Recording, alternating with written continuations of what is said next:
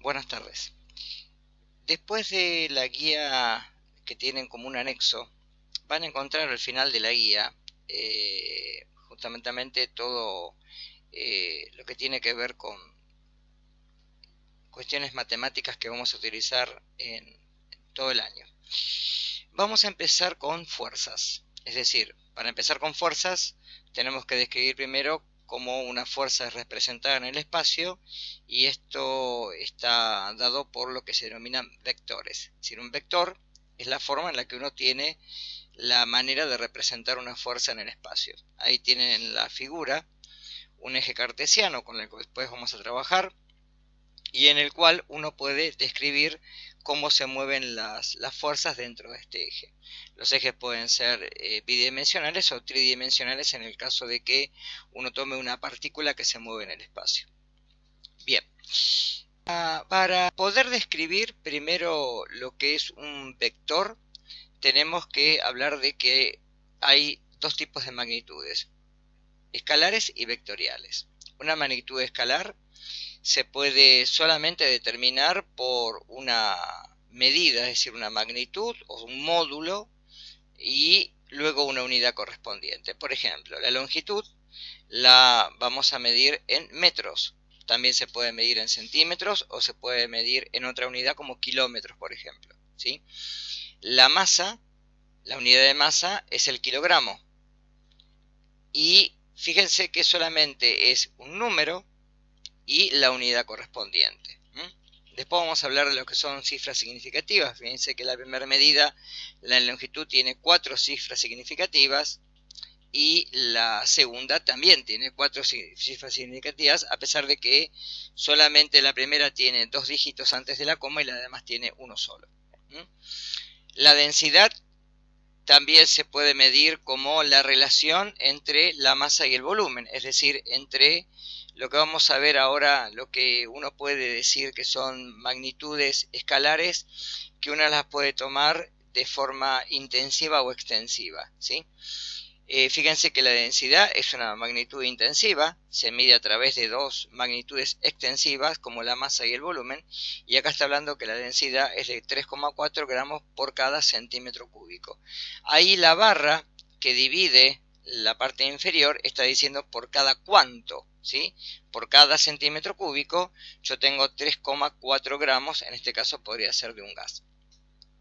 Ahora, las magnitudes vectoriales, además de tener, ¿sí?, una cifra que da el módulo o la cantidad y una unidad, está definida por un vector. Y ese vector, además, tiene que tener otras indicaciones como la dirección, el sentido y el punto de aplicación. Veamos esto.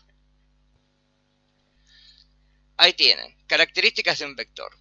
Para poder definir un vector, no solo necesitamos la unidad, que siempre la vamos a tener que aplicar a cualquier tipo de magnitud que estemos hablando, sino además que necesitamos un módulo o una cantidad, una dirección, un sentido y un punto de aplicación, que es cada una de estas características. Módulo. El módulo está dado por la longitud de la flecha en este caso. Cada vector uno lo puede representar en el espacio como si fuera una carta geográfica. Es decir, si yo le doy a la unidad, por ejemplo, en este caso, supongamos que hablamos de Newton, 1 centímetro, y tengo una flecha que mide 3 centímetros, ¿sí?, eso va a medir 1 newton. Ahora, si en la escala me dice 1 centímetro, 2 newton, como está representado en el ejemplo, 3 centímetros serían 6 newton, ¿de acuerdo? ¿Qué pasaría si en el papel representaras un vector que vale 24 newton? ¿Cuántos centímetros dibujaste? Siguiendo la unidad anterior. Si son 24 newtons y por cada centímetro yo estoy representando 10 newtons, lo que hago es 24 dividido 2. Es decir, tendría que dibujar una flecha que midiera 12 centímetros.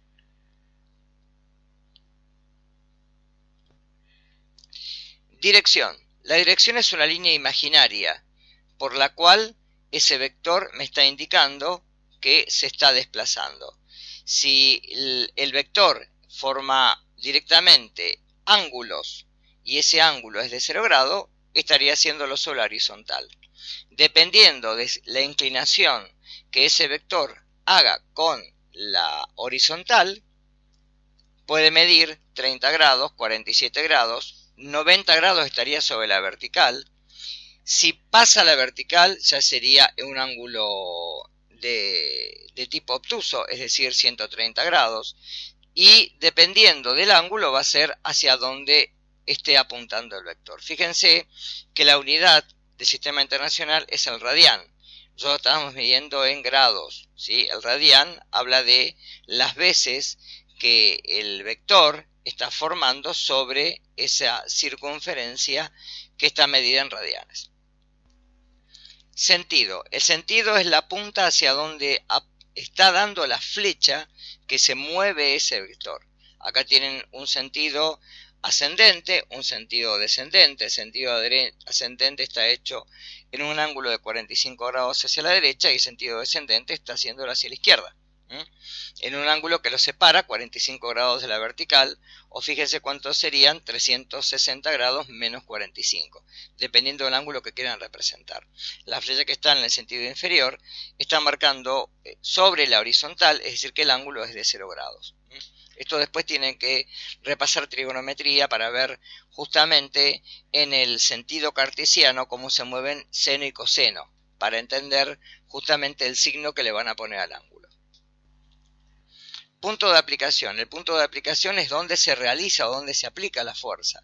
Por ejemplo, tenemos dos fuerzas de atracción, Luna y Tierra. La fuerza de atracción de la Luna sobre la Tierra y de la fuerza de atracción de la Tierra sobre la Luna. Ambas fuerzas, fíjense que tienen el mismo módulo, por eso sí, la atracción es siempre la misma, pero difieren justamente en el punto de aplicación.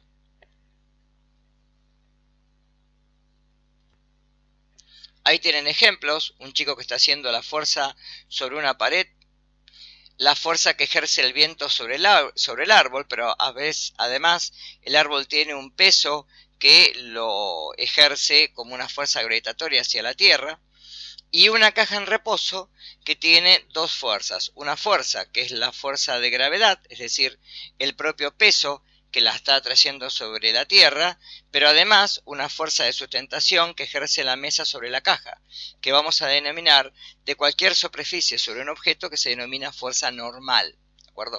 Después vamos a ver la tercera de Newton y ahí lo vamos a entender un poquito más.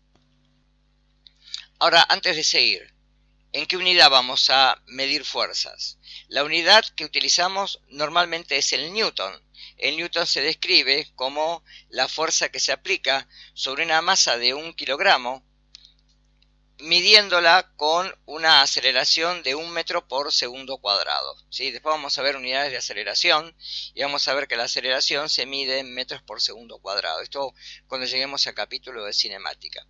En el sistema CGS, el anterior era el sistema MKS, la palabra MKS, las siglas vienen de metro, kilogramo, segundo. CGS es centímetro, gramo, segundo. Y la unidad es la DINA. Y en el sistema técnico se mide en kilopondios. Ahí tienen abajo las equivalencias. Vamos a utilizar directamente en Newton, pero recuerden que un Newton es igual que 10 a la 5 dinas, es decir, 100.000 dinas. Y un kilopondio es igual a 9,8 Newton. Y ahí las unidades equivalentes. Bien, pero vamos a usar el Newton como unidad general en toda la materia. Ahora, ¿qué son las fuerzas resultantes? Cuando hay más de una fuerza, ¿sí?, tenemos una fuerza resultante. Si las fuerzas se ejercen en un cuerpo en el mismo sentido, lo que hago es sumarlas.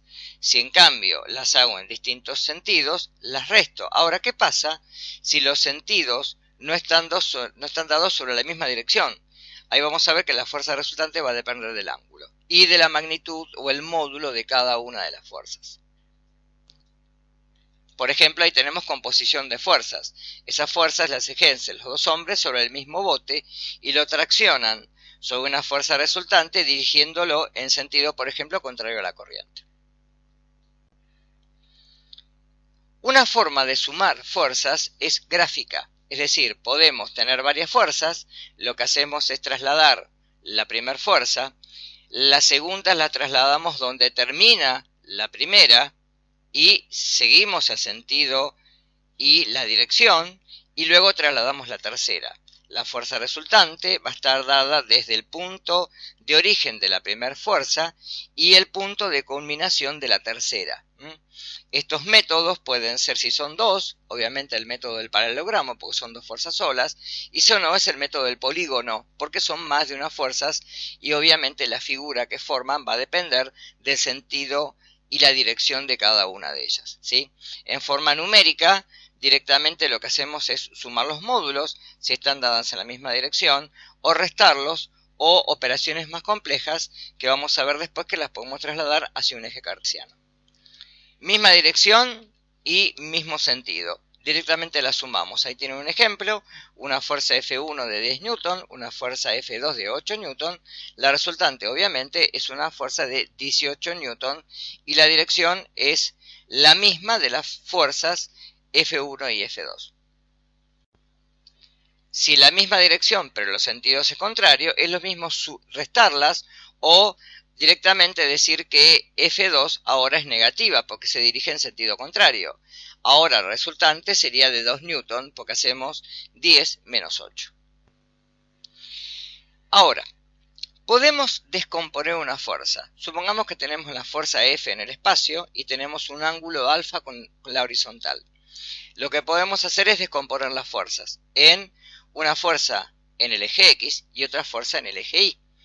Para poder ahora calcular F, lo que hacemos es trabajar con el teorema de Pitágoras. Es decir, F cuadrado va a ser igual a Fx cuadrado más Fi cuadrado. Es decir, que F es la raíz cuadrada de la suma de las dos fuerzas, cada una elevada al cuadrado.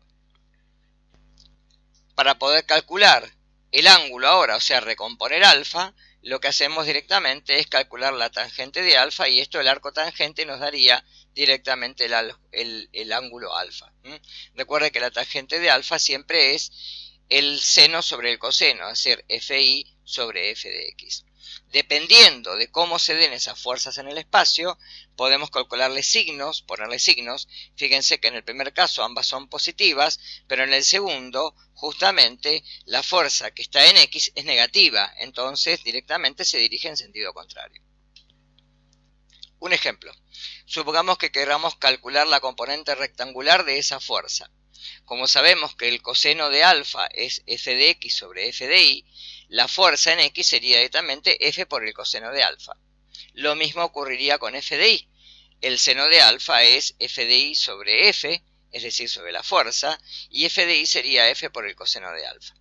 Por ejemplo, si queremos calcular las componentes rectangulares de una fuerza de 90 newtons que tiene un ángulo de 50 grados con el eje de las abscisas, ahí tienen los cálculos, les recomiendo que repasen el ejercicio, pero sencillamente pueden volver a la fuerza de 90 newtons haciendo directamente, ¿sí?, las componentes en el eje X y la componente en el eje Y elevadas al cuadrado y calcular la raíz cuadrada. Bien, y después recomponer el ángulo. Bien, hasta acá.